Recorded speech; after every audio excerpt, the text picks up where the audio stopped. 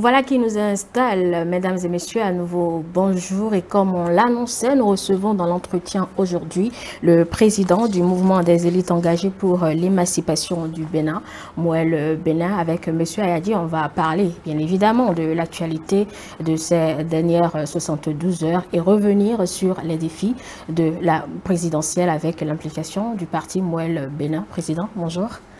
Bonjour madame. Bonjour à tous, c'est un plaisir de me retrouver ici. Chaque fois reporté, le jour J est arrivé, je suis là.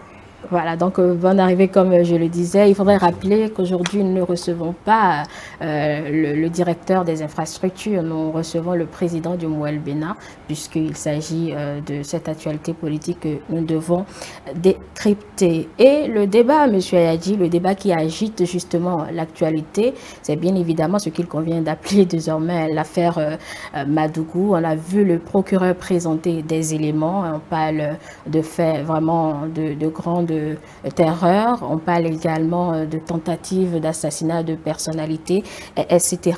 Ces faits sont quand même préoccupants. Monsieur Ayadi, qu'en pensez-vous? Bien entendu que c'est des faits préoccupants, mais il n'en demeure pas moins que c'est une affaire qui est pendante devant la justice. Un parti responsable comme Mouel Bénin ne saurait se prononcer publiquement sur une affaire en instruction. Donc ce que je pourrais vous dire, c'est que, vu la gravité des faits énoncés par le procureur spécial, la requête de Mouel Bénin, c'est de demander à la justice de faire en sorte que toute la lumière soit faite sur ce sujet-là et de demander également aux acteurs politiques, toutes tendances confondues, de laisser la justice travailler dans la sérénité pour la manifestation de la vérité. C'est ce que Mouel Bénin s'emploiera à faire. Donc vous allez souffrir que je n'aille pas dans les détails de ce sujet-là, parce que comme nous l'avons dit, nous sommes nés à Mouel Bénin pour contribuer à l'amélioration positive de ce que nous avons comme comportement public à avoir. Donc une affaire qui est pendant devant la justice, on n'en parle pas sur les plateaux de télévision. Voilà ce que je peux vous dire.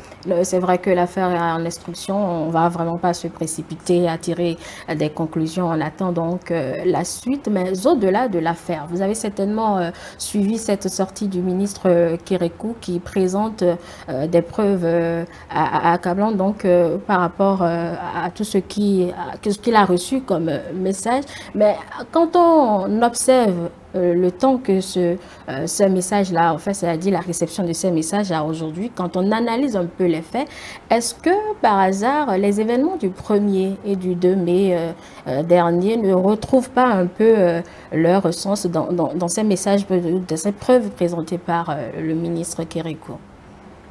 Bon, honnêtement, je n'ai pas pu en arriver à ces conclusions. Vous savez, moi, il y a une déformation professionnelle. Je fais trop de la logique. J'ai lu les messages les uns après les autres et souffrez que je n'ai pas encore tiré cette conclusion-là. Vous avez dit que c'est des preuves irréfutables et tout, mais dans un état de droit, c'est le juge qui analyse les fraudes, qui analyse la qualité des preuves et souffrez que je ne puisse pas tirer la même conclusion. Non, mais ce n'est pas une conclusion, c'est juste une analyse que nous essayons de faire de cette sortie du ministre Kérékou. Je n'ai pas tiré ces conclusions-là. Je n'ai pas tiré ces conclusions. J'ai l'impression, en lisant les messages les uns après les autres, que la possibilité que ce soit une mission de bons offices envers le président de la République n'est pas exclu. Votre hypothèse aussi n'est pas exclue. Nous attendons, comme le ministre Kérékou a demandé, a dit qu'il mettait son téléphone à disposition de la justice pour tout le décryptage, pour authentification des choses. Je pense qu'il faut laisser le travail à la justice. Donc moi, de ma position, je vois que les deux hypothèses sont possibles. mission de bons offices, ou bien ce que vous dites là. Donc il faut attendre la justice. On vous sent un peu gêné d'en parler. Mais non, nous sommes républicains, on ne va pas quand même influencer la justice par nos déclarations sur les plateaux de télévision. Néanmoins, permettez cette question, au vu de toutes ces révélations, oui. Je vais bien vous demander si finalement la fin justifie les moyens politiques. La fin, qu'est-ce que vous dites ça? Est-ce qu'on est prêt à tout faire pour avoir gain de cause? Non, vous connaissez la religion de Moelle Bénin. Une élection n'est pas une fin en soi. Nous, ça fait 2 fois que nous avons été recalés à une élection et nous n'avons pas voulu brûler le Bénin, on n'a pas fait l'option de brûler le Bénin pour cela. Parce que lorsque vous investissez en politique, c'est pour contribuer à l'idée nationale, c'est pour contribuer à la satisfaction, à l'amélioration des conditions de vie de vos concitoyens. Et pour ce faire, ce n'est pas en détruisant ce qui est là que vous allez le faire. Donc, la politique ne devait pas être une fin en soi. Le pouvoir ne devait pas être une fin en soi. Parce que vous êtes recalé aujourd'hui, demain, ça peut être votre tour. Il suffit de voir l'exemple d'Abdoulaye Wade au Sénégal, ou de Jacques Chirac en France. Vous allez voir que on peut attendre son tour. Ce n'est pas, enfant, on dit, on ne dit pas,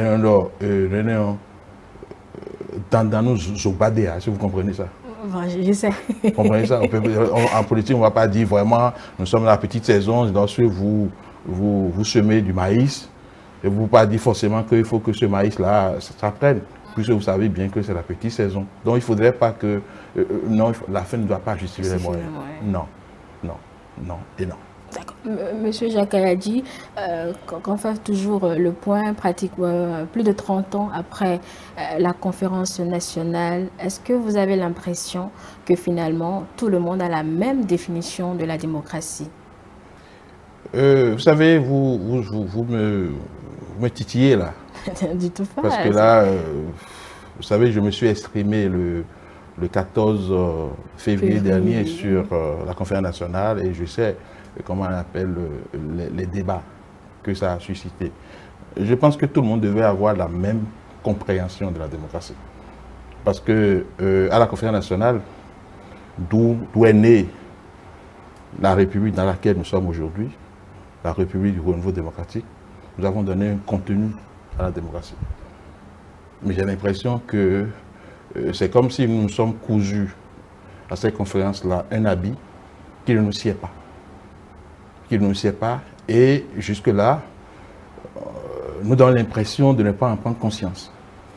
Parce que chaque fois qu'un chef d'État vient et aborde cet habit-là, il est toujours décrié par la population.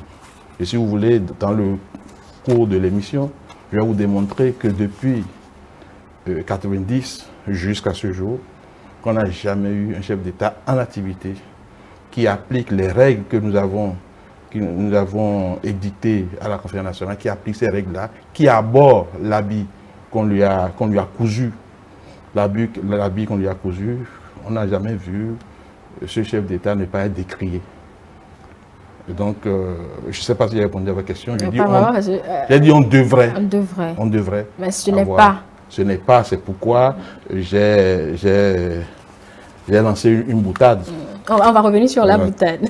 Donc si vous ne prenez pas ma réponse comme celle que je vais vous donner, je suis obligé de rentrer dans la boutade alors que bon, peut-être que vous avez prévu ça dans le courant de l'émission. Sinon, pour continuer, je suis obligé de rentrer dedans pour montrer que... On va finalement y aller. Puisque... Et donc vous voyez... nous sommes allés à la conférence nationale et j'ai dit la dernière fois que cette conférence nationale était un poison pour le Bénin et je le confirme, je le réitère devant vous ce matin parce que je n'ai pas pris comme habitude de faire des déclarations au hasard. Ok? Ce que je peux me reprocher, c'est de n'avoir pas ajouté l'épithète lente. Donc je corrige ce matin pour dire que la conférence nationale est une poison lente que nous nous sommes donnée en 90. Voilà. Lente. Et là, ça commence déjà par la convocation de la conférence nationale. Beaucoup pensent que c'est la conférence nationale qui a pu avoir raison du régime du PRPB. C'est faux. C'est faux. C'est les luttes des classes sociales au niveau du pays, notamment les élèves et les étudiants, qui ont eu à mettre ce régime hors d'état de nuire. Et cette conférence est apparue à mes yeux comme une bouée de sauvetage de ce régime-là, et consécutivement au discours de la Baule, du président, de l'ex-président français, à son âme, François Mitterrand, qui avait conditionné l'aide de la France aux pays africains qui se lancent dans le processus de démocratisation. Donc, le président Kérékou était obligé de convoquer cette conférence nationale. Il a mis en place un comité préparatoire dirigé par Ahmed Robert Dessous, qui a préparé la conférence nationale, mais qui a fait un mauvais casting. Un mauvais casting. C'est-à-dire ceux qui ont participé à cette conférence nationale-là, il faut avoir le courage de reconnaître que ils avaient leur place, mais ils ne devaient pas être les seuls.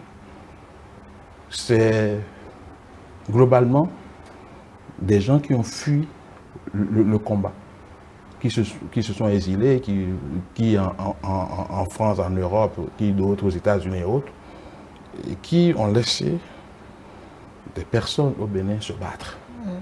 Et à cette conférence nationale, c'est vrai que le Parti communiste du Bénin avait rejeté cette conférence nationale pour ne pas avoir à aller cautionner l'incautionnable. Mais au-delà de cela, on devrait faire mieux. Alors, ce sont ces éléments qui vous ont conduit... C'est pas fini, c'est pas ça. Ça d'abord, c'est le casting. Ah, d'accord. En dehors du casting, on a réfléchi à la conférence nationale et nous avons cousu un habit. Cet habit, c'est la constitution du 11 décembre 1990. Cette constitution qui est une constitution complètement, comment on appelle, importée, que les gens sont venus nous plâtrer ici pour dire que voilà, c'est... Donc vous rejoignez ceux qui estiment que la Constitution ne reflète pas nos réalités. Bien sûr, en fait, tout le monde devrait. Parce que tant que nous allons continuer par parler d'acquis de la conférence nationale, nous serons toujours en train de nous plaindre. Parce que le vrai diagnostic, c'est de savoir que nous nous sommes trompés en prenant cette constitution-là. Et vous allez voir que depuis 1990, commençons par le régime du président Soglo. Est-ce que ce qu'on reproche aujourd'hui au régime actuel n'a pas été reproché au président Soglo? Vous pensez cela? Non. Le régime Soglo a aussi été les acquis de la conférence nationale, etc. Et puis, vous savez que Monseigneur Dessous avait pleuré publiquement du fait de la manière dont, selon lui et selon le peuple à l'époque, le président Soglo gérait le pays et qui s'écartait des idéaux de la conférence nationale. Non. Est-ce que c'est le président Soglo qui s'écartait? Non. L'habit que nous avons cousu là, c'est cet habit qu'il a porté. Comme l'habit n'est pas adapté à notre pays, quand il est dedans, tout le monde dit, bon, il est mal habillé, en oubliant que c'est nous-mêmes qui avons cousu cet habit-là. Mais avant ça, les gens disent aujourd'hui, oui, le président dit qu'il veut faire un seul mandat, maintenant il est en train de faire un second, mais c'est ouais, la conférence nationale. Le consensus sur la base duquel on a mis en place le régime de transition, ceux qui devaient diriger la transition, on devait s'engager à ne pas se positionner pour les élections de 1991. C'est pour cela que certaines personnes se sont désistées en faveur du président Soglo. Quand il est arrivé au pouvoir, il a conduit la transition.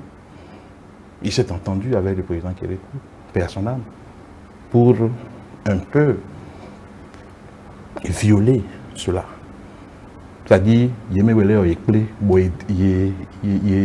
a Tout le mal du Bénin est parti de là. Ça, ce sont vos opinions, M. Yadji. Pardon? Ce sont vos opinions, votre analyse à vous. Mais vous recevez mes opinions ou pas? Eh bien, je suis en train de exprimer mes opinions. Lorsque vous entendez pour dire que voilà, on ne remet pas en cause ce qui a été décidé de façon consensuelle. Puisque cette décision ne dépendait pas seulement du président Soglo, ça dépendait de tout le monde. Et le mal est parti de là. Parce que lorsque vous êtes une femme et vous voulez donner naissance à un enfant, vous ne pouvez pas vous reproduire à l'identique. Vous ne pouvez pas vous... On a dit que la transition devrait préparer, comme on appelle les élections de 1991. Mais comment ça s'est passé? Le président Soglo s'est comporté comme étant le chef d'un ménage qui, le premier geste de sa femme, l'a reproduit en identique. C'est-à-dire qu'il a reproduit la même personne, le même âge, le même parcours, le même tout. Et Blotorosu. Nous ne pouvons pas dire que le mal du Bénin n'est pas parti titi de là. Autre exemple chez le président Soglo. Vous savez que celui qui, au Bénin, a fait du pouvoir politique au public un instrument de jouissance et non de service, c'est le président Soglo, par l'appel de Goro, à travers l'allégorie de la biche et de la rivière. Vous avez oublié ça? Est-ce que vous avez oublié que le président Soglo, en tant que président de la République, garant de la Constitution du 11 décembre 1990, parce que la Cour constitutionnelle l'a déclaré perdant aux élections de 1996, a laissé son parti politique marcher sur la Cour constitutionnelle? Pensez-vous que ce soit un comportement républicain de marcher sur la Cour constitutionnelle alors que il a été écrit noir sur blanc dans la Constitution 11 décembre 1990 que les décisions de la Cour constitutionnelle, qui est pourtant une juridiction politique et non technique. Ceux qui pensent que la Cour constitutionnelle est une juridiction technique, c'est eux qui s'agitent lorsque la Cour sort des décisions. Une juridiction qui est très politique, de par même le mode de désignation de ses membres. Et on dit que nous avons cousu un habit et dans l'habit on a mis des boutons, de ceci. Et l'un des boutons c'est dit que lorsque la Cour parle, quel que soit ce qu'elle dit, eh bien ça s'impose à tout le monde. Si je dois rentrer dans le fond, je dois dire que le président Soglo avait raison en 1996 parce qu'on lui avait volé sa victoire. On lui avait volé sa victoire parce que la Cour avait éliminé plus de 400 000, avait annulé plus de 400 000 voix du président Soglo. D'accord que il a raison. Mais l'habit que nous avons cousu là, et qu'on appelle à la conférence nationale, a dit que lorsque la Cour parle, c'est fini. C'est comme ça que vous allez voir que Maradona, à un moment donné, a marqué un but à la main. Tout le monde a vu. On sait qu'en football, les buts se marquent au pied. Il a marqué à la main. Dans le football, nous avons cousu un habit qui dit que l'arbitre est le seul maître du terrain. Ce qu'il dit, d'accord ou pas d'accord, vous acceptez. Donc, regardez sur ce que nous avons vu. Donc déjà, la rébellion contre l'habit que nous avons cousu à la conférence nationale, ce que j'appelle le poison lent que nous nous sommes donné à la conférence nationale, eh bien, ça a commencé par avoir des répercussions. On a fait partie et Soglo. Et en faisant partie de Soglo, on est allé rechercher celui que nous avons rejeté. On est allé chercher Kérékou. Kérékou est arrivé. Il a commencé par faire ce que les gens voulaient. C'est-à-dire laisser tout le monde disposer du pays comme on veut. D'accord? Mais sur le plan économique, ça n'allait pas. Parce que les deux sont incompatibles. Les deux sont incompatibles.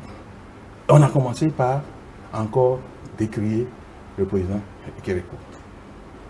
C'est ça qui a sorti vos Villop. Je ne sais pas si vous vous rappelez de vos Villop. Si c'est un artiste. Mais des noms, mais des noms, mais des noms, les métiers, mais des noms, vous revenez sur des faits vraiment le temps, hein, monsieur. Les métiers, mais des noms, on se rappelle, on se rappelle de l'artiste aussi, a dit. Les Béninois sont amnésiques. D'accord? Nous avons dit que le président Kékou n'était pas bon. On a fait venir Soglo. Soglo est venu avec sa méthode. On dit oui, il n'est pas bon, on retourne à chose là. Tout ça, on va avoir l'impression que ce sont les chefs d'État. Non. Le problème là, c'est l'habit que nous avons cousu là. L'habit que nous avons cousu. Je vois des gens aujourd'hui se rebeller contre l'ordre constitutionnel en disant qu'ils se battent pour le rétablissement de l'ordre constitutionnel. L'ordre constitutionnel au Bénin, il est clair. Toutes les lois qui sont prises aujourd'hui là, est-ce qu'on peut dire que le président de la République s'est enfermé dans sa chambre pour sortir ces lois-là? Pas du tout. Il y a une assemblée qui veut, on peut être d'accord au compte de cette assemblée-là. Les lois passent par l'assemblée. Et lorsque ces lois sont votées, elles passent sous le contrôle de constitutionnalité. Ça passe à la Cour. Ce n'est pas le président Patrice Talon qui a dit que les décisions de cette juridiction politique sont sans recours. Ce n'est pas lui qui a dit. C'est l'habit que nous sommes cousus là, et comment on appelle, à la conférence nationale qui donne tout ça. Donc les acteurs politiques doivent s'en prendre à cette conférence nationale, c'est ce que vous développez là. Ben écoutez, est-ce que ce que je dis là, je suis idiot en disant ça? Je suis rigolo? Je suis rigolo en disant ça? Non. Non. C'est qu'on a dit, voilà nos règles. Si nous ne sommes plus d'accord avec ces règles-là, il faut qu'on s'entende pour dire que la République que nous avons créée à la conférence nationale n'est pas une République adaptée à notre pays. Et aller changer cette République-là. Changer les lois. Changer tout pour avoir un corpus juridique compatible à nous-mêmes. Vous dites que vous êtes en train de vous battre pour, comment on appelle, le respect des acquis de la conférence nationale. Comment on appelle, le rétablissement de l'ordre constitutionnel. Alors que tout ce qui a été fait là est conforme. Est conforme. Est conforme. Que ce soit la charte des partis politiques, que ce soit le code électoral, que ce soit la constitution en 1990. Quel est le texte qui a été pris sans respecter l'ordre constitutionnel tel que nous l'avons conçu à la conférence nationale à travers donc, la constitution du 11 décembre 1990 qui est le bébé qui est la République que nous avons créée à la conférence nationale. Donc, si d'un quinquennat à l'autre, nous avons les mêmes récriminations contre les dirigeants que nous avons là, il faut s'arrêter et s'interroger pour dire mais c'est quoi? Et c'est en s'arrêtant et en s'interrogeant qu'on peut aller là pour dire ah, là-bas nous avons dit multipartisme intégral. Est-ce que c'est normal? Nous avons dit dans la conférence nationale libéralisme économique. Dans quel pays du monde vous avez vu qu'une constitution fixe déjà cela? Comment on appelle non, en France, à un moment donné, les libéraux peuvent venir au pouvoir. À un moment donné, les socialistes peuvent venir au pouvoir. Aux États-Unis, c'est la même chose. Vous avez les républicains, vous avez les démocrates. Ailleurs, c'est comme ça. On ne peut pas, dans un pays, imposer. On doit laisser l'option économique, là. On doit laisser ça aux gouvernements qui vont se succéder. Lorsque vous le mettez, vous le placardez, vous le mettez sous le marbre dans la Constitution, ça veut dire qu'il y a problème. Donc, ceux qui me dénoncent là, qui disent ah, pourquoi il y en a dans mon non. Bon, monsieur Ayadji, vous avez eu le temps de mieux vous expliquer, oui, mieux expliquer cette opinion. J'espère qu'on pourra revenir. Oui, on va venir, mais débat à notre thème du jour. Ça, non, je pense que le thème central, c'est cela. Le thème central, c'est cela. Parce que lorsque vous chutez là, lorsque vous avez un problème, et vous n'arrivez pas à diagnostiquer, à savoir ce problème-là, vous ne pouvez jamais le régler. Le problème du Bénin, là, c'est la République qui est née en 90. Le problème du Bénin. Et puis, je vais publier mardi ou jeudi une tribune sur ce sujet-là. Et chacun aura dans sa main un document élaboré. Il y a beaucoup de choses que je n'ai pas dites ici, que vous aurez l'occasion de lire dans la tribune pour réagir par rapport à cette réaction que les gens ont par rapport à ce que je disais toujours. Il suffit d'aller dans les archives de Radio Tokpa pour savoir que Jacques Ayadi a toujours eu cette position-là par rapport à la conférence nationale. Et puis ce n'est pas moi seul. Lorsque le président Yahi Boni dit qu'une démocratie qui ne nourrit pas son homme est un poison, est-ce que c'est parce que lui, il est président de la République que si lui, il dit ça, ça n'aura pas de problème? Cette démocratie dont il parle, Nescafé, qui ne nourrit pas son homme et qu'il traitait de poison, cette démocratie est née d'où? Elle est née de la conférence nationale. Donc, je suis d'accord qu'on arrête de parler de ce sujet, sachant que mardi ou jeudi, je vais publier ma tribune sur cette affaire, je dis encore cette affaire de conférence nationale, et puis on va voir ça. Oui, voilà. Donc on attend cette tribune. En attendant, justement, on va revenir à notre thème. Lorsque vous aurez la tribune, vous allez en débattre ici. Pourquoi pas? Point par point, chapitre par chapitre, pour voir voilà, ce que nous pensons de la conférence. Parce que Moël Bénin également est là pour élever le niveau du débat. Vous voyez, quand on dit des choses comme ça, bon, les gens vont arrêter de dormir. Non, c'est pas ça.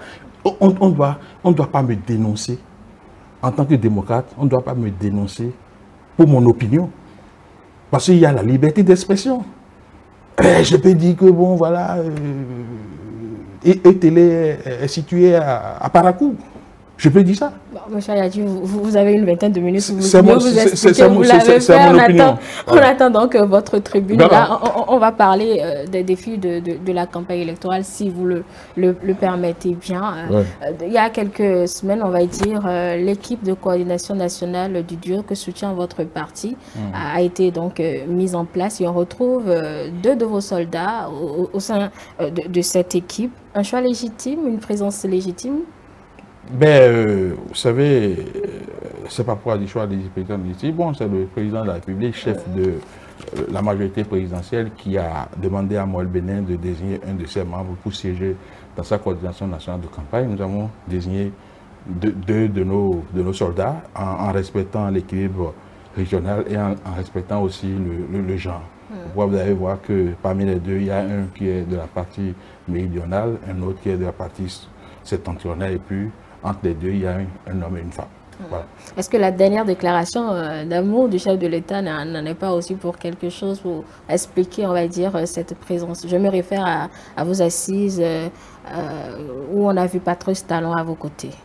Ben, cette question, je ne suis pas la personne indiquée pour répondre à ça. Allez poser la question au chef de l'État, il vous dira est-ce que c'est parce qu'il est passé chez Gon qui nous a donné 2 places dans sa coordination nationale de campagne, je ne peux pas savoir.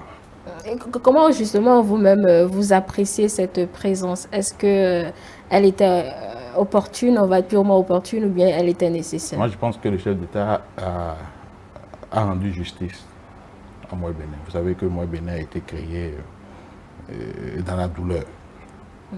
Et nous ne sommes que dans la douleur. Et pour nous c'est normal. Parce que tout ce que vous commencez sans douleur, vous n'avez rien. Vous êtes une femme. Je crois que si vous avez des enfants, vous devez être fier de vos enfants. Mais vous les avez conçus dans la douleur. Donc pour nous, le président, il a observé Moël Bénin, son organisation sur le terrain, elle a vu, bon voilà, de plus en plus, cette formation politique, ces jeunes, ces femmes, eh bien, il faut les prendre au sérieux. Et puis, il nous a dit des choses qui nous ont la gaillardie. Parce que lorsqu'il dit que nous sommes des visionnaires, lorsqu'il dit que je suis fier de Moël Bénin, parce que Moël Bénin fait des choses avec élégance, et qu'un chef d'État vous le dit, et publiquement. Bon, il ne l'a pas dit qu'à vous, on l'a vu aux côtés aussi d'autres partis politiques. Les phrases que nous avons eues du chef de l'État à notre activité, cette phrase-là ne sont dites nulle part. Vous êtes des visionnaires là. Je ne l'ai pas entendu dire ça quelque part. je suis fier de vous. Parce qu'à Moël Bénin, vous faites des choses avec élégance. Je n'ai pas entendu ça quelque part. Je vais faire la promotion de Moël Bénin. Je vais faire en sorte que Moël Bénin étende ses tentacules dans tout le pays, dans tous les villages du Bénin. Je n'ai pas entendu ça quelque part. Donc, voilà un chef de famille qui a observé ses enfants, a demandé quelque chose à ses enfants, et puis il y avait un enfant capricieux parmi ces enfants-là. Et bon, il a laissé l'enfant dans ses caprices, et puis finalement il a vu que c'est plutôt l'enfant qui avait raison. Parce que nous voulons, au niveau de Moël Bénin, créer ce que nous avons appelé l'autodétermination des jeunes et des femmes. Vous avez vu, je suis président de Moël Bénin, mais je ne suis pas envahissant. Pas envahissant. Moël Bénin peut fonctionner sans moi. Sans moi. Et puis les jeunes, ils ont la parole. Ils ont quelque chose à dire. Ils n'ont pas peur de leur président. Leur président leur est accessible. Donc, vous savez, Moël Bénin, moi, comme je l'ai dit la dernière fois, lorsque j'ai installé une de nos coordinations départementales, j'ai dit que c'est aussi un bilan du président Patrice Talon. Parce que les gens auraient bien voulu qu'il se comporte de façon à tuer Moël Bénin dans l'œuf. Il ne l'a pas fait. Ne l'ayant pas fait, là, il est rentré dans l'histoire. Parce qu'il y a aujourd'hui au Bénin un parti politique qui est animé rien que par des jeunes. Rien. Je crois que c'est pour la première fois que vous me recevez en tant que président de Moël Bénin, et ça ne vous a pas été très facile. Parce que nous, notre problème, c'est de mettre la lumière sur les autres. De mettre la lumière sur les autres. Beaucoup m'ont reproché de ne pas m'être désigné parmi les deux demandés par le chef de l'État. J'ai dit non, ça c'est aussi Moël Bénin.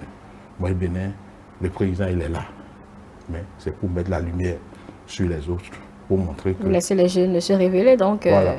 à faire ce qu'ils je pense que si on doit regarder, on doit scruter cette coordination nationale de campagne du duo de candidats Talon et Talata, on va voir que les plus jeunes sont de Moël Bénin. Et Moël Bénin est le seul parti devant UDBN à avoir désigné une femme parmi ses représentants.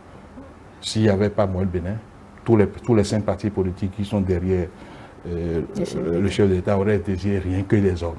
Or, on ne peut rien construire dans cette humanité sans les deux pôles de cette humanité qui sont l'homme et la femme. On ne peut pas construire le Bénin sans l'unité nationale. Donc, dans le duo de militants ou de responsables du parti que nous avons envoyé dans la coalition nationale de campagne, nous avons tenu compte de l'unité nationale et nous avons tenu également compte des deux pôles de l'humanité. Et mes collaborateurs m'ont rendu compte de ce que ça satisfait le chef de l'État. Le chef de l'État n'a pas hésité à dire que Moël Bénin a sauvé la face. Parce que bon, il ne voyait pas de femmes désignées par les autres partis politiques. Et malgré la présence de ces 2 collaborateurs au sein de la coordination nationale, Moël Bénin aussi a mis une direction en place de son côté. Est-ce que c'est pour le même travail? Est-ce que ça ne va pas faire un peu cafouillage dans les actions? D'abord, je reviens sur la coordination nationale de campagne. Pour dire qu'en se comportant comme il s'est comporté, Moël Bénin a réussi à placer l'un de ses représentants au niveau du bureau de la coordination nationale de campagne. Parce que nous étions les seuls à envoyer des femmes. Et puis bon, l'aspect genre aidant, cette coordination nationale de campagne dirigée par le ministre d'État Abdoulaye Tiani, président du bloc républicain, a juste comme collaborateur, rapporteur donc de la commission nationale de campagne, Madame Amélie Kissou Salaou, qui est un des représentants de Moël Bénin au niveau de cette coordination de campagne. Maintenant, vous me posez la question de savoir pourquoi en dehors de cette structure fêtière, et que Moël Bénin est en train de mettre en place à côté ces structures de campagne. Ça, c'est les directives données par le duo de candidats.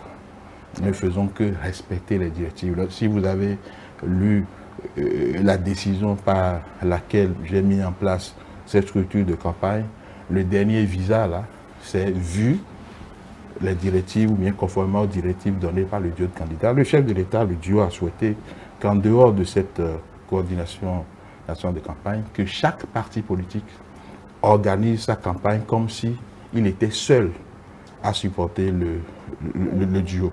Nous avons été peut-être en avance sur les autres. Je suis sûr que les autres formations politiques aussi ne tarderont pas à mettre en place leur structure de campagne parce que c'est comme ça que le duo de candidats a souhaité que les 5 partis qui portent sa candidature, à savoir l'UP, BR, PRD, UDBN des Moines Bénin, que c'est comme ça que le chef de l'État a souhaité que sa campagne s'organise. Vous allez voir que nous allons faire campagne comme si le duo était seulement le candidat de Moines Bénin, UP va faire de même, BR va faire de même, etc. Et puis, le président va nous suivre et pourra participer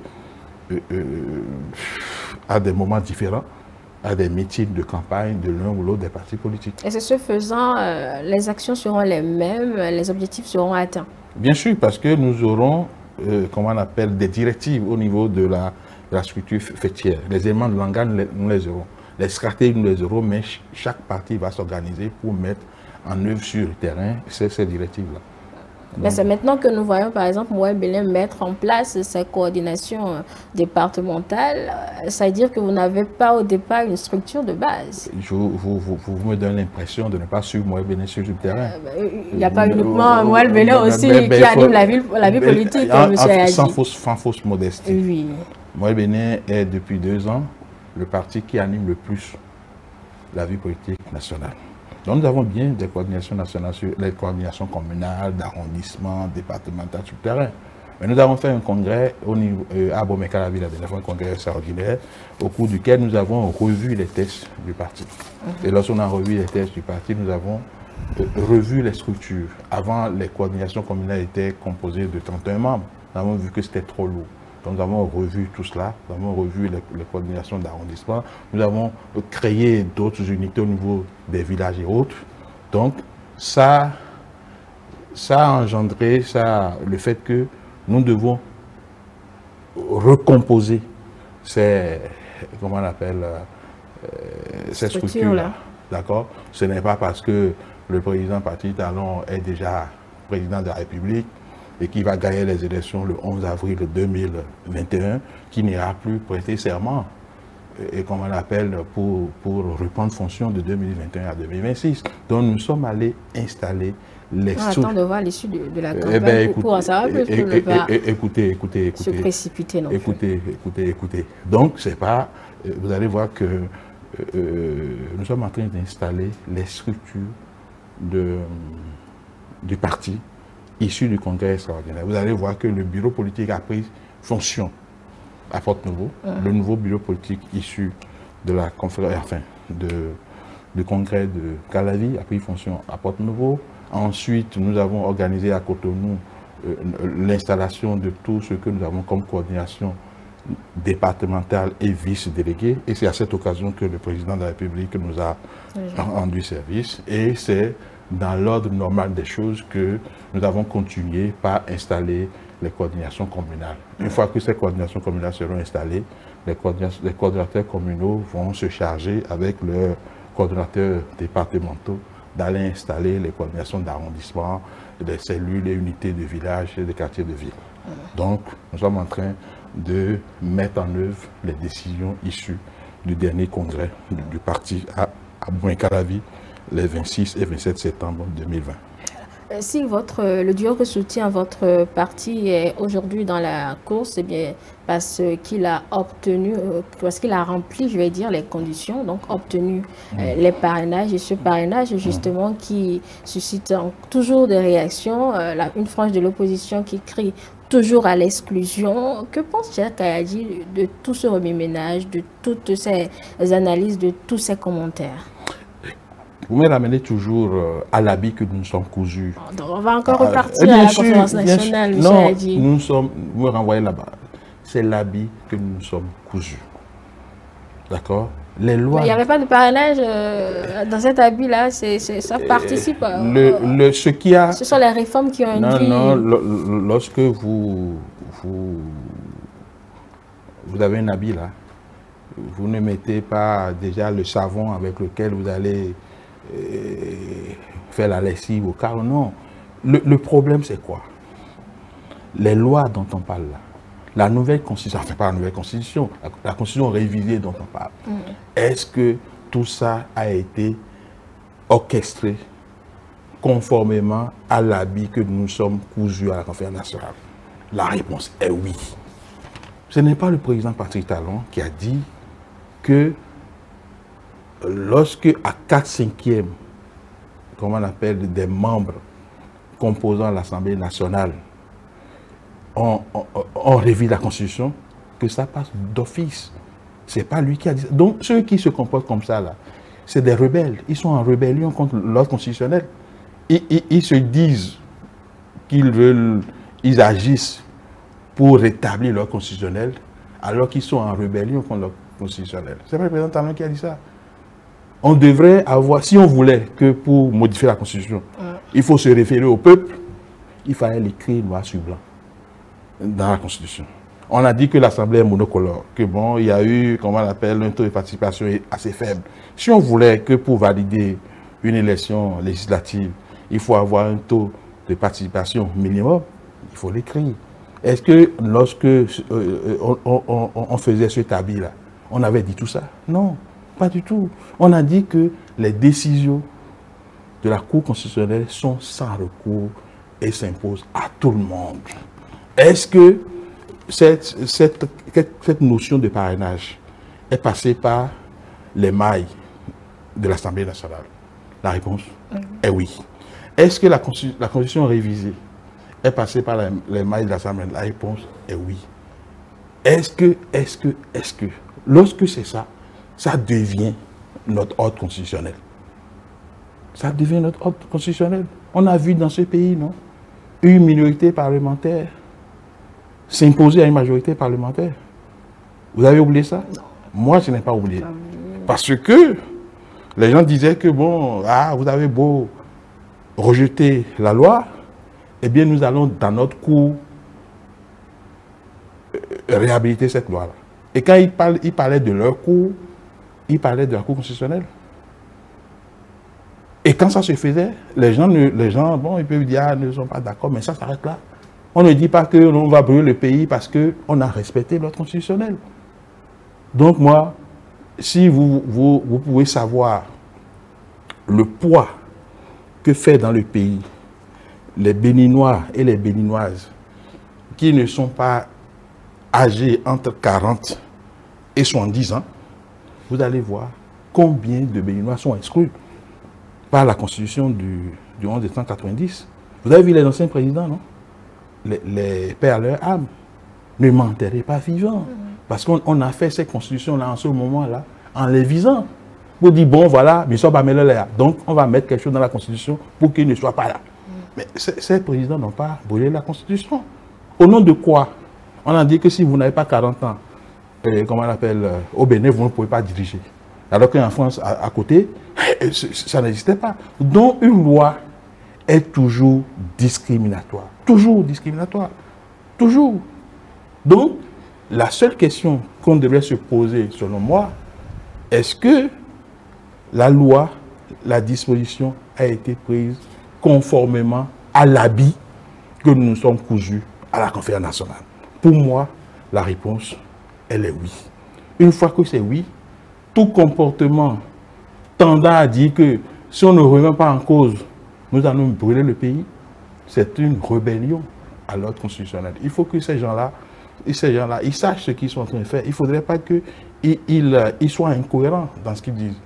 Au contraire, non, c'est ça. Donc ça veut dire que ce n'est pas bon. On va réfléchir pour voir comment nous allons changer le rapport de force, d'accord, pour pouvoir coudre un nouvel habit compatible à notre chose. Et là, vous devez rentrer dedans. Vous ne pouvez pas détourner un avion en étant en dehors. Donc, vous devez chercher à remplir les conditions. C'est pourquoi moi, je je félicite, comment on appelle, certaines personnalités de l'opposition qui ont quand même fait les démarches nécessaires pour avoir le parrainage. Il y en a d'autres qui ont dit qu'ils ont fait, et puis bon, ça n'a pas marché, comme ma soeur Rekia Madougou a dit qu'elle a tenté d'avoir le parrainage, peut-être qu'elle n'a pas eu la stratégie nécessaire pour l'avoir. Donc lorsque vous lisez même ces personnes-là, vous n'arrivez pas à les comprendre. On dit oui, nous ne sommes pas d'accord, nous exigeons qu'on applique les arrêts de la, qu'on appelle, de la Cour africaine des droits des peuples, alors que ces arrêts demandent d'annuler toutes ces lois-là et de revenir comment on appelle, à la situation antérieure, mais tout en exigeant l'application de ces arrêts, on voit que les gens vont déposer leur dossier en duo. Il y en a qui ont dit qu'ils sont rentrés dans un processus de recherche de parrain. Donc, je ne veux pas me mettre à la place des militants, des soutiens de ces personnes-là, parce qu'ils ne sont pas lisibles.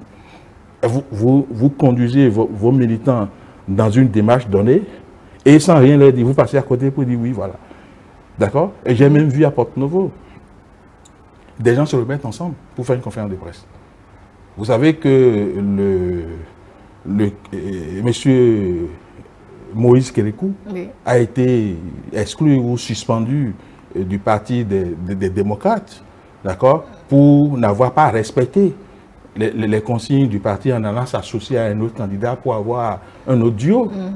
Mais moi, je suis surpris que, bon, voilà, on fait une conférence conjointe avec cette personne. Est-ce que cette suspension du parti entraîne une suspension des relations humaines? Je ne pense pas, vous pensez que si les responsables de cette télé vous suspendent de vos tâches, sans lever la suspension, vous allez revenir encore... mais ce n'était pas dans les locaux du parti Les Démocrates. Pardon? La conférence, c'était à Porto-Novo. Non, mais lorsque vous avez dit publiquement que telle personne est suspendue pour avoir posé tel comportement, pour avoir posé tel acte, vous devez également dire publiquement que cette suspension est levée avant de vous mettre ensemble avec ces personnes-là pour faire une conférence de presse. Et j'ai entendu quelqu'un dire parmi...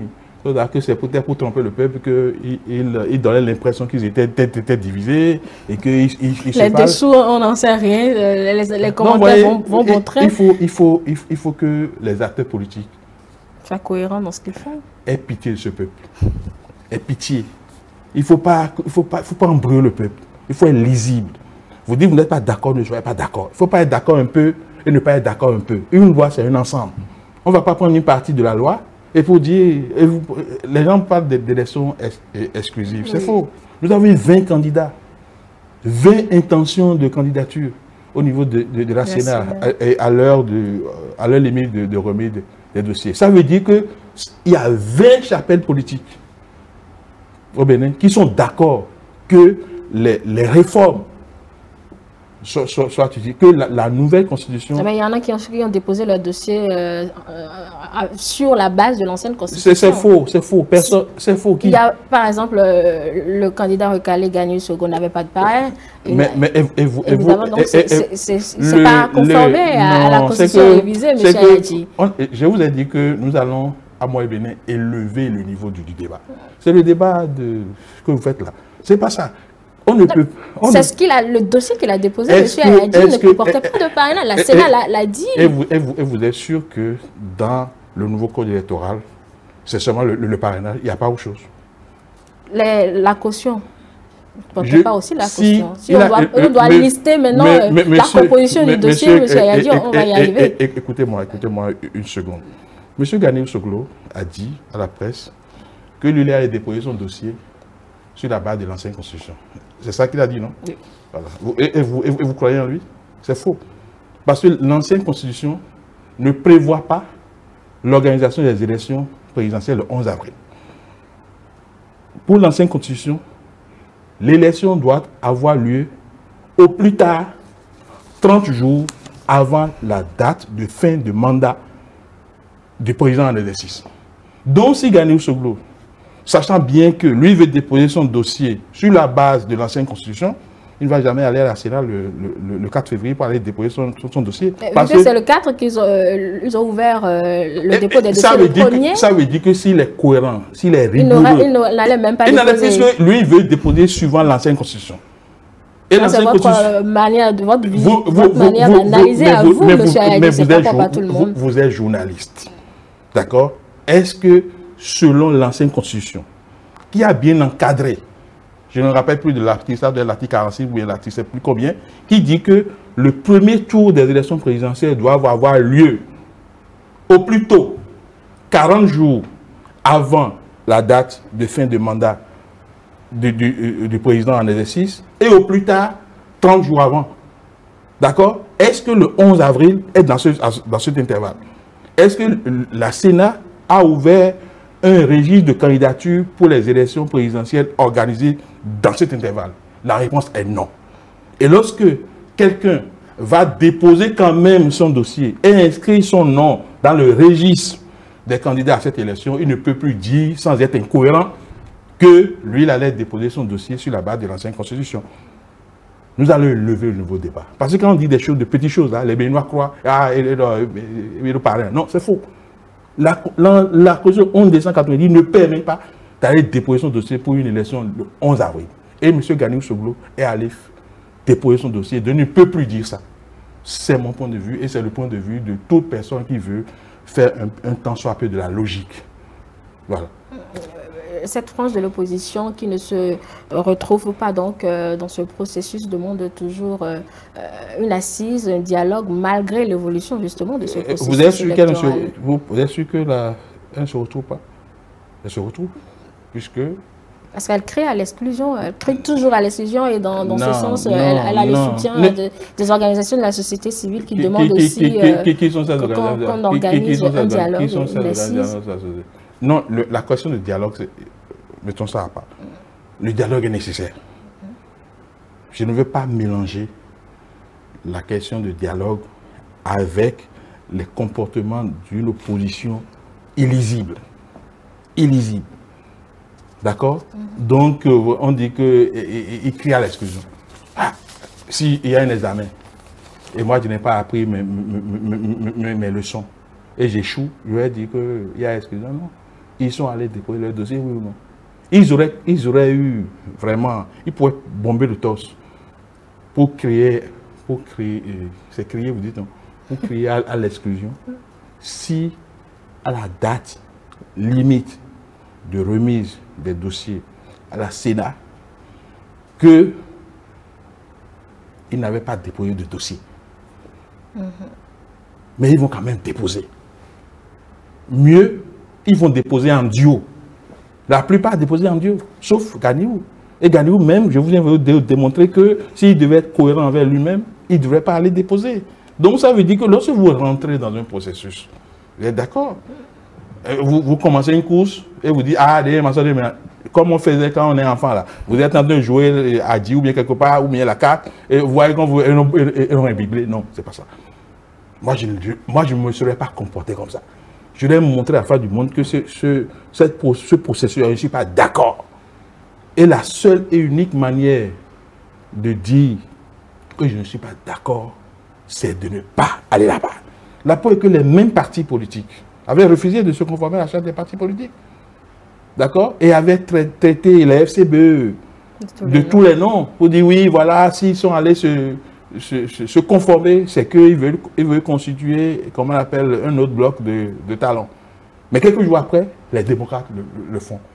À quelqu'un s'ils ont alors eu à reprocher, il dit oui, on a déposé parce que nous voulons avoir la parole.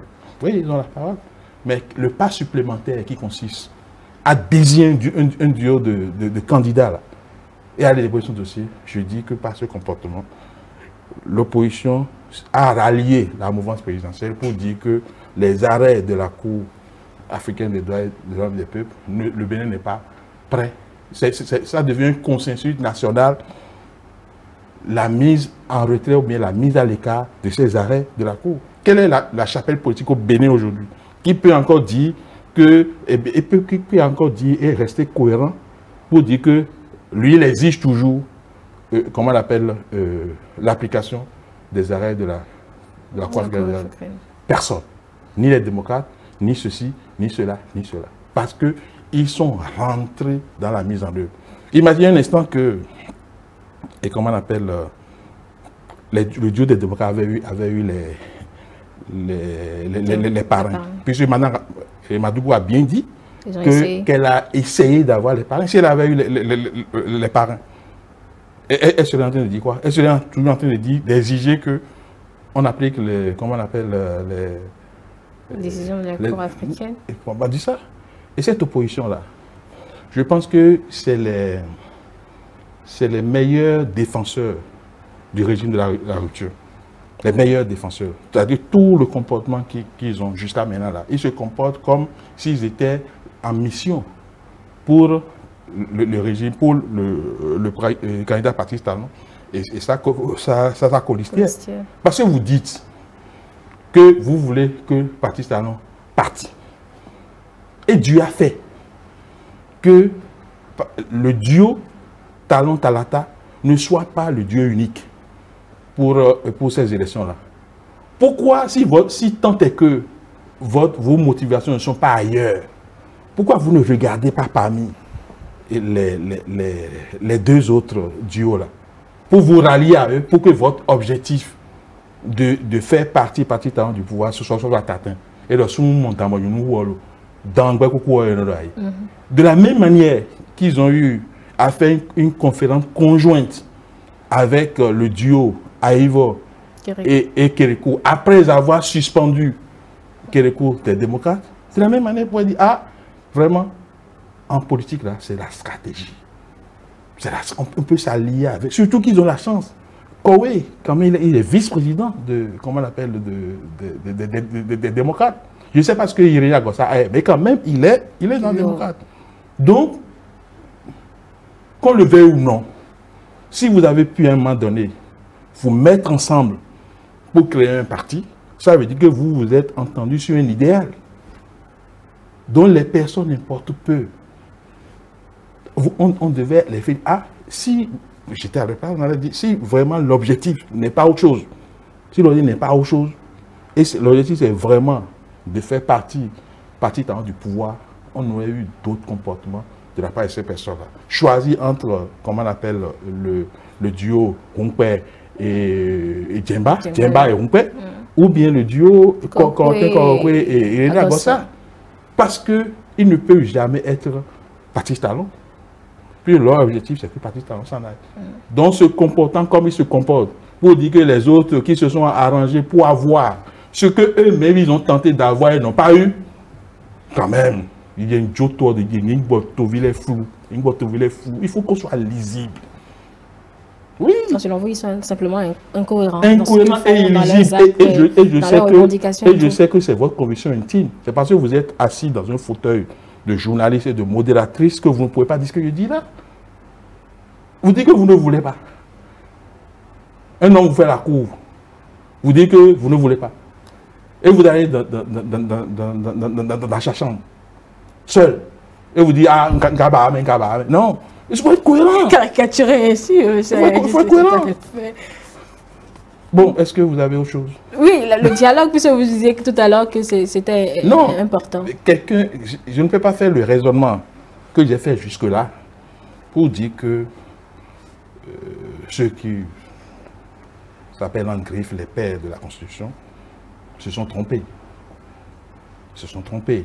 Et il faut qu'ils aient, comment on appelle, l'humilité de le reconnaître.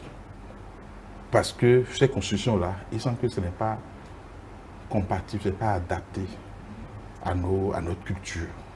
Vous savez que le président Sogoula a refusé d'aller faire le discours sur le stade de la nation, vous avez dit à oublier.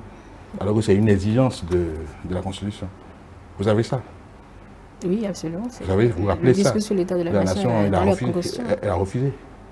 Parce qu'il a fait une ou deux fois, et puis bon, ici, il gagne, est-ce que, bon, voilà, est-ce que, bon, il respecte la Constitution comme ça? Vous savez également qu'il y avait eu, le régime Sogoula avait arrêté l'ancien président Moïse Kouandété pour association de malfaiteurs, et la Cour constitutionnelle a pris une décision pour dire, bon, de relâcher Moïse Kouandété. Est-ce que le président Sogoula a relâché? Non, il n'a pas relâché.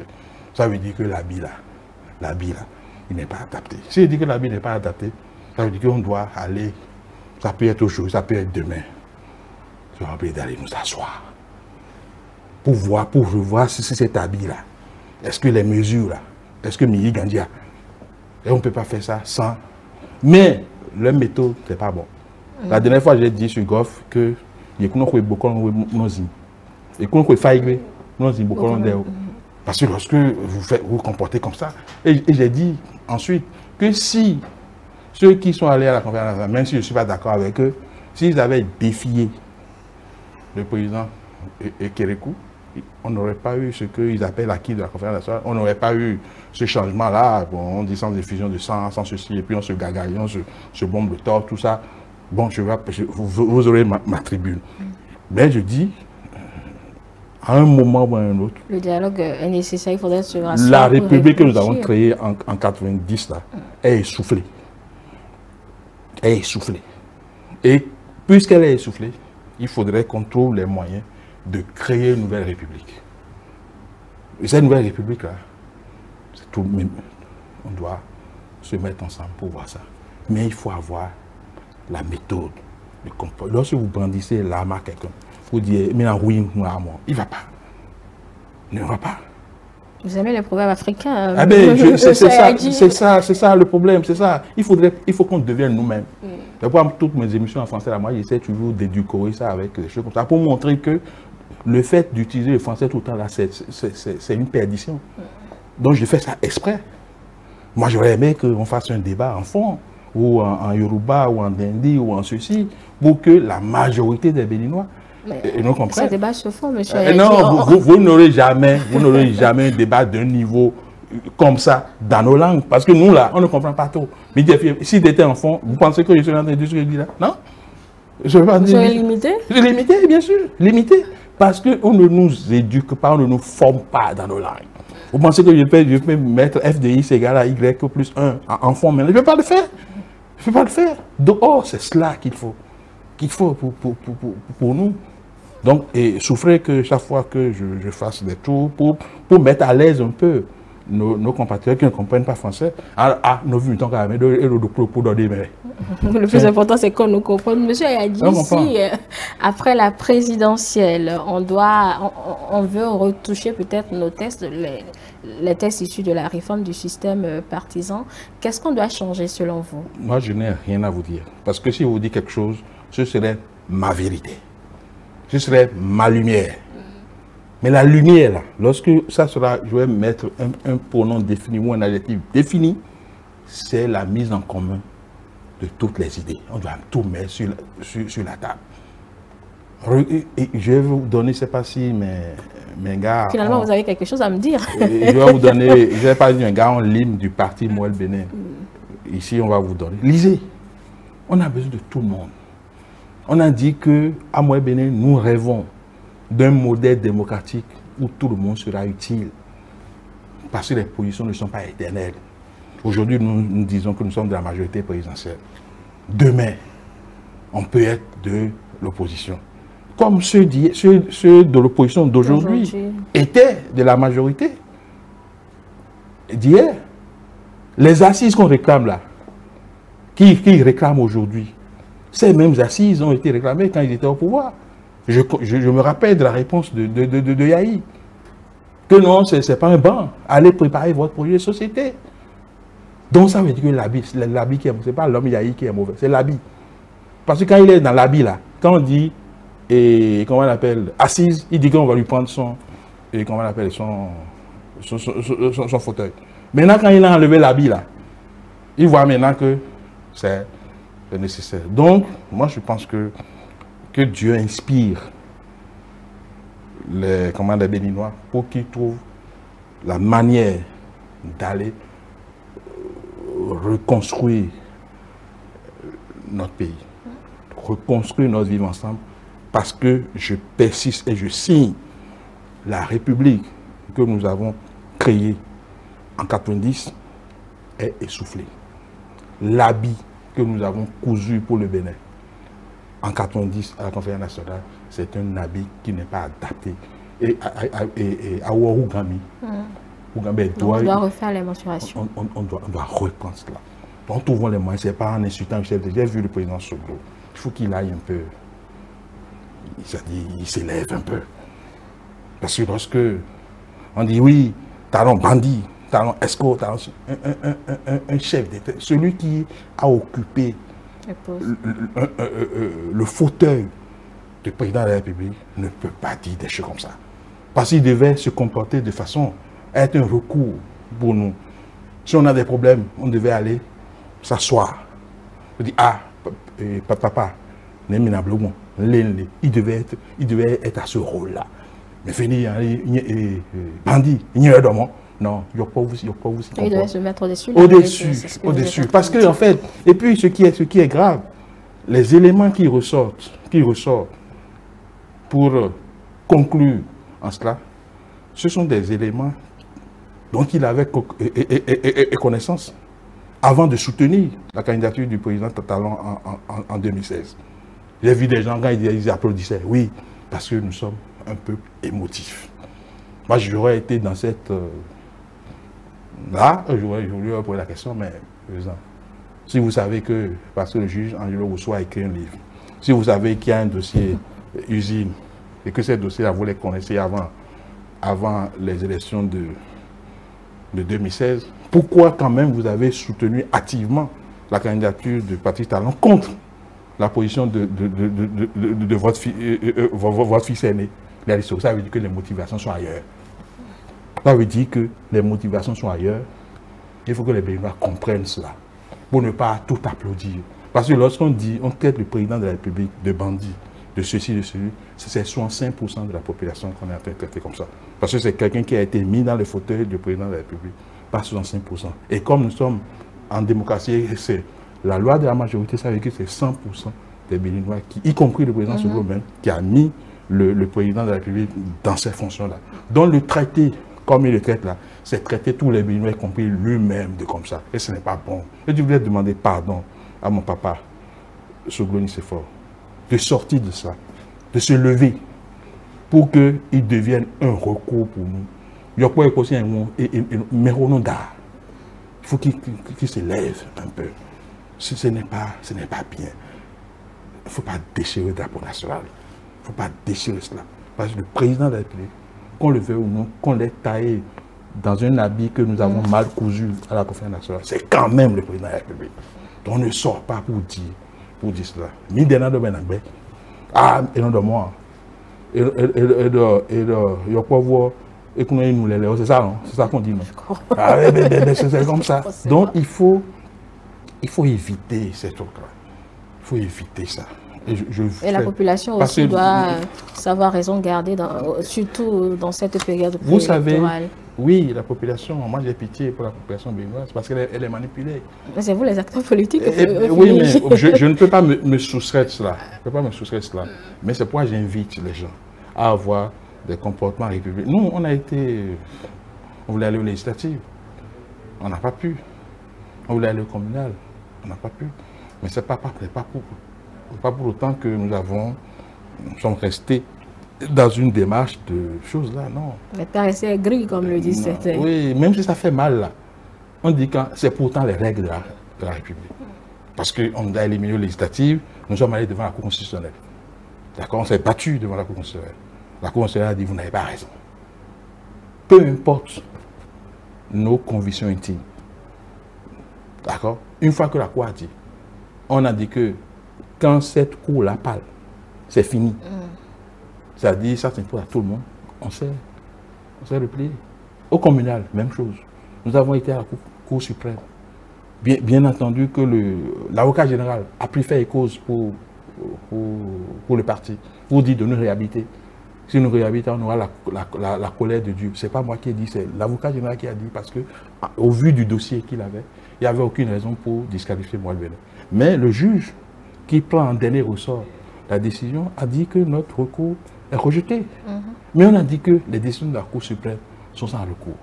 Qu'est-ce qu'un parti républicain, qu'est-ce que les dirigeants républicains peuvent faire que se conformer à la loi. Donc, si on n'est pas d'accord pour ça, là, il faut aller travailler pour qu'on change pour qu'on coude un nouvel habit. Plutôt que de garder le même habit, d'être en train d'exiger qu'on respecte l'habit. Parce que ce que les opposants disent là, on dit on doit respecter leur constitution. Lorsque vous dites qu'on doit respecter leur constitution, ça veut dire que vous voulez qu'on maintienne l'habit. Or, c'est l'habit qui est le problème. Donc, ces assises qui vont venir un jour, c'est sûr. Je sais que Dieu, je n'aime pas trop dire ça, mais Dieu aime quand même notre pays. Ça va nous donner des idées pour que vraiment on se mette ensemble. Le président a tenté, parce que lorsque la Sénat a donné sa première délibération et tous les partis étaient éliminés et il ne restait que les deux blocs, il a dit non, il ne veut pas ça. C'était lors des législatives. Législatives, il a dit je ne veux pas ça. Je ne suis pas venu voir ça comme ça. Si je ne peux pas faire mieux que ce que je suis venu voir. Oui. Il faut quand même que je puisse rester quand même au même niveau. Donc allez vous entendre. Prenez les lois là et reprenez ça de façon à ce que tout le monde soit pris en compte. Mais quand elle a dit ça, quelle était la réaction de ceux dont vous parlez là? Ah, ils ont cru que ce président-là, il est derrière à terre. Donc, oui, on sort, on dit non, on ne veut pas. Il faut dissoudre la Sénat. Il faut recuser la médiation de Mbweji. Il faut. Et les deux héritiers ont été Gaba Yaya, qui avaient déjà signé, comment on appelle, un protocole. Parce qu'ils sont passés au domicile d'un ancien président qui leur a dit non, pourquoi vous avez signé? Ils sont venus renier leur signature. Et c'est ça que nous craignons jusqu'à maintenant. S'ils avaient fait comme le président l'avait souhaité, nous aurions été tous aux élections. Chacun aurait eu ses élus. Et lorsque vous n'avez pas le nombre d'élus nécessaires, vous savez que vous ne pouvez pas être candidat.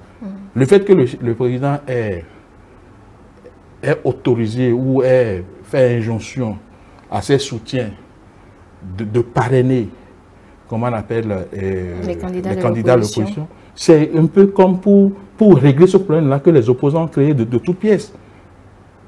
Vous avez fait ça, mais quand même, on va vous parler. Et il refuse encore. Même si on nous donne, il ne va pas prendre. Aïvo a dit que lui, il va faire exploser le parrainage. Et ensuite, on voit que, bon, subrepticement ou bien, c'est pas en cachette, ils ont cherché à avoir. Non, c'est pas bon. C'est pas bon.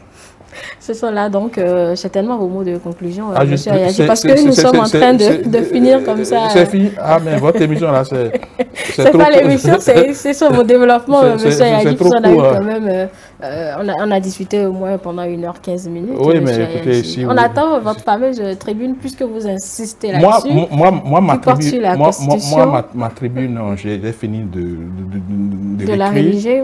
De l'écrire. Bon, je cherche un jour, parce que je ne sors pas n'importe quel jour, je cherche un jour, peut-être mardi ou jeudi, je vais sortir la tribune pour donner mon point de vue sur cette affaire-là. Parce que quand on est en démocratie, là, il faut laisser les gens s'exprimer. Il ne faut pas leur dire pourquoi, il faut pas leur dire pourquoi tu dis ça, non.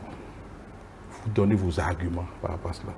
Moi, je sais quand les gens vont lire, ils vont dire quand même, et pourtant... Laissez-nous en juger. Oui, je vais vous donner ça. Laissez-nous en juger. Donc, monsieur Jacques a dit oui. Bon, si vous estimez que l'émission est finie, je vais quand même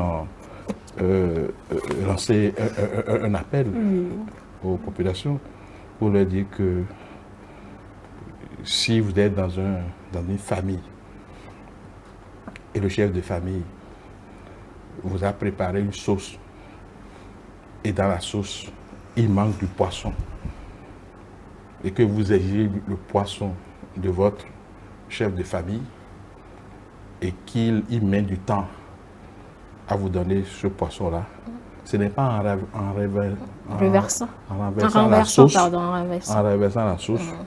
que vous vous donnez la chance d'avoir le poisson. Parce que lorsque vous renversez la sauce est partie. Et votre chef de famille qui fait l'effort d'aller trouver l'argent pour vous donner le poisson que vous voulez, lorsqu'il aura l'argent là, en lieu et place du poisson, il va d'abord remettre en place la sauce. Donc, il ne faudrait pas qu'ils suivent ceux qui veulent détruire, ceux qui veulent déchirer le drapeau national parce qu'ils veulent qu'on saute le parrainage. Si le BN n'existe plus, on ne parlera plus de rien. Donc, il vaut mieux prendre ces réformes-là comme toute loi, qui est forcément discriminatoire. Forcément discriminatoire. Certains ont été discriminés en 90. Moi, je suis discriminé. Parce qu'il y a longtemps que moi, j'étais prêt, avant 40 ans, à assumer comment on appelle, les fonctions de président de la République. Mais parce qu'on a dit que je dois avoir 40 ans forcément, eh bien, je ne peux pas. Vous voyez, dans d'autres pays, les gens ont plus de 70 ans, ils sont encore bien. Pour diriger le pays, on a dit, vous ne voulez plus. Donc, il y a ça. Il faut payer les impôts. C'est tout discriminatoire. Donc, si vous n'êtes pas votre tour aujourd'hui, là, attendez demain. Ça va arriver. Mais lorsque vous voulez détruire le Bénin, détruire les acquis du Bénin, même si vous arrivez au pouvoir, si c'est les routes qu'on a construites, si c'est les forages, comment on appelle les stades, les marchés qu'on a construits, que vous êtes obligé de détruire pour venir au pouvoir, si vous arrivez au pouvoir là, au lieu de poursuivre ce que l'autre a entamé, vous êtes obligé d'aller chercher des moyens pour reconstruire ce que vous avez détruit. Pendant ce temps-là, vous allez vous éloigner de la satisfaction des besoins de vos concitoyens. Donc je demande au peuple béninois en général de cultiver la paix. Parce que la paix, là, ça n'a pas de prix. Hein. Ceux qui pensent que c'est facile, bon, insurrection, ceci, ils ne savent pas de quoi ils parlent. Nous sommes en train de faire ici une émission. On est tranquille, personne, vous êtes en train de regarder votre chrono, vous savez quand ça va finir, tout ça. Mais si un bois vient là tout de suite là, on se voit un bois là, qu'est-ce qu'on en fait? La paix, notre paix là, qui fait que nous sommes en train de faire notre émission dans la sérénité, cette paix va disparaître et nous allons fuir d'ici. Les téléspectateurs qui nous regardent peut-être avec plaisir, ils vont dire, ah, regardez, ils auront. Voilà un peu, parce que la paix, c'est cela. Donc, c'est le message que je voudrais lancer à la population pour dire de faire en sorte que les élections se passent dans la paix et que, de toute façon, celui qui va sortir de ces élections-là ne sera pas un Centrafricain, ne sera pas... Ce sera un Béninois, il sera le président de tous les Béninois. Un des nôtres. Donc, voilà. Voilà ce que je veux dire. Merci beaucoup à vous, Monsieur Jacques Ayadji, président du MOEL Bénin. Mesdames et messieurs, c'est tout pour l'entretien de ce dimanche. Je vais vous rappeler ce programme que vous connaissez déjà. Et tout à l'heure, juste derrière moi, la revue de presse, après le duel, puis l'hebdo des éditorialistes. Et toute l'équipe va revenir un peu vers 14 h pour le débriefing. Merci donc de rester fidèle à ce programme. Le dimanche, c'est politique.